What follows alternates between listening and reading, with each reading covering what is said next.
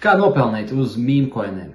Nu, ja jūs interesēties par tradingu vai par kriptovalūtām, šis ir jautājums, ko visdrīzākais jūs jau esat sev uzdevuši diezgan bieži pēdējā pusgada laikā, jo nenoliedzami kopā ar kopējo kripto kāpumu arī daudzi mīmkoini ir uzrādījuši fenomenāls ienesīgums.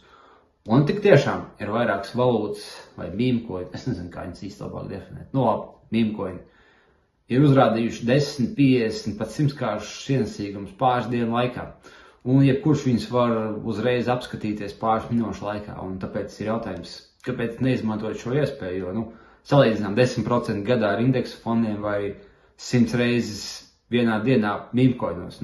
Come on, tas ir no-brainers, vai ne? Bet, kā jūs saprotat, tas viss nav nemaz tik vienkārši, jo te ir jāsaprot pāris lietas. Pirmkārt un galvenokārt, mēs atrodamies kriptovalūtas tādā eiforistiskā kāpumā. Varbūt tas nebija tik izteikts, kā tas bija 2017. gada vai 2021. gada beigās, bet patērni šeit ir līdzīgi. Un kāpjot lielajām valūtām, kāps tūkstošiem mazu puskreizu projektu. Otrkārt, lielākā daļa mīmkoini nav atsevišķas blokķēdes, kā ir visādas suņu vai tam līdzīgas lietas, kā viņš tur saucās, Dogecoins. Bet viņi bieži vien ir uztaisīti uz blokķēdēm, kas jau ir esošiem valūtām. Šobrīd viskarstākais ir Solana blokķēns, uz kā ir vesels lērums ar mīmkoiniem. Un jūs redzat to, ka Solana pēdējā gada laikā ir uzrādījis diezgan fenomenālu kāpumu. Un tas ir atļāvis tiem mīmkoiniem, kas atrodas uz Solana blokķēna, nomināli būt daudz dārgākiem nekā tie bija pirms gada. Jo, piemēram, ja jūs nopelnītu 100-kāršu kāpumu uz to pašu Solana blokķēnu gadu atpakaļ, tas būtu proporcionāli 10 reizes mazāks nekā tas ir šogad. Matemātika ir vienkārša, bet to ir svarīgi saprast, ka te ir vajadzīgas divas lietas pamatā.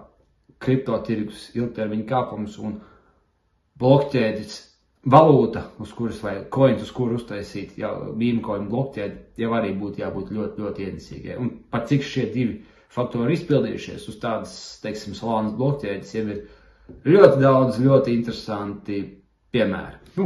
Atvērsim to pašu DEX screeneri un redzēsim, ka tur ir visādas lietas ar vienkārši fenomenāliem ienesīgumiem, ka tur ir Dark Maga, Biden is out, Dark Elon, Ethereums un vēl visādi Dark Trumpi, kas 24 stundu laikā ir uzrādījuši 20-kāršu kāpumu.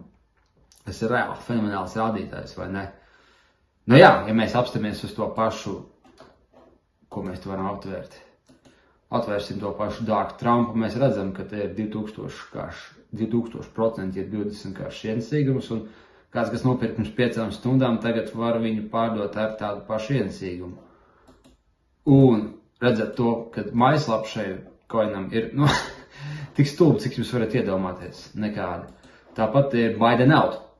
Kāpēc Biden nav? Tāpēc, ka šī video ierakstīšanas laikā Bidens tikko atkāpās, un tur bija ļoti liels hypes, un tāpēc tie, kas veikli darboņus uztaisīja Biden coinu, uzrāda 45-kāršu ienesīgumu 24 stundās. Kādās 24? 5 stundās, jeb nepilnās 5, tāpēc, ka valūta ir uztaisīta 4 stundas 32 minūtes atpakaļ, un ir uzrādīts 4600% ienesīgums. Bet kur tā lieta ir?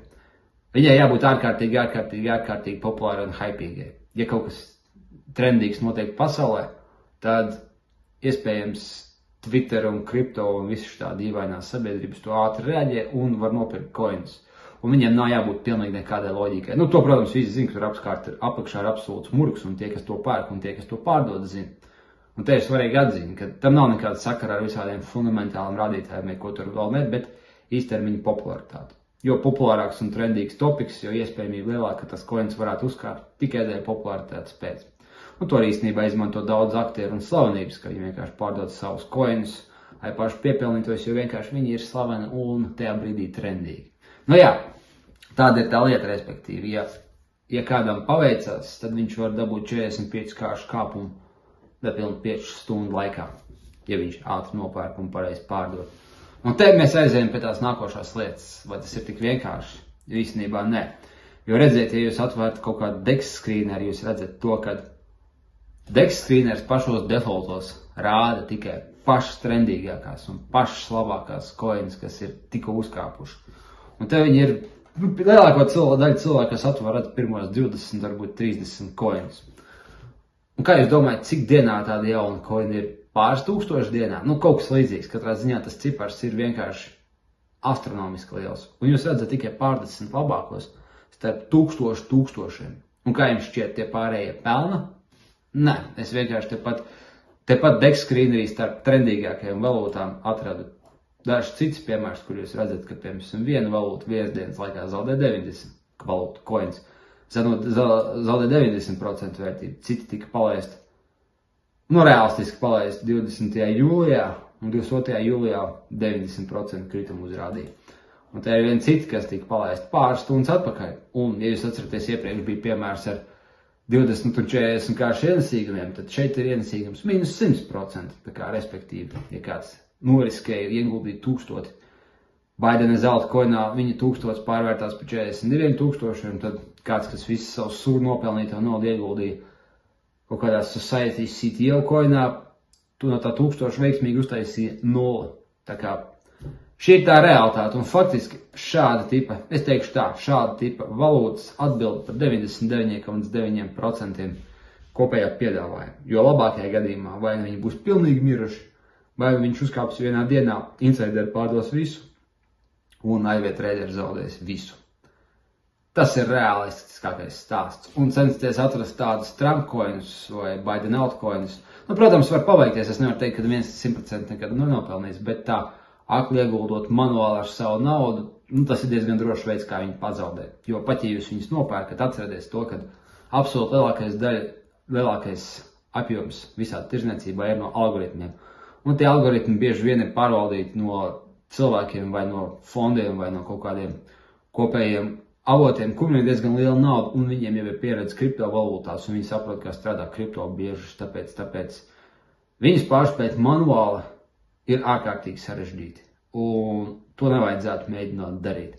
Tāpēc, ja jūs pat izdarat visu darbu pareizi, jūs atceraties to, ka jūs ar savu peles klikšķi nekad tik ātri nenopirksiet un nepārdosiet, kā to izdarīs bot. Tāpēc, ja jūs gribat pelnīt uz mīmkoiniem, labāk uztaisiet savus mīmkoinus vai arī uztaisiet labus botus un atcerieties to, ka jums vajadzēs savu resursu, lai to visu pārvaldītu. Tāpēc kādam paveiksies, bet lielākoties tas nav tik tuvu un tik viegli, kā tas izskatās.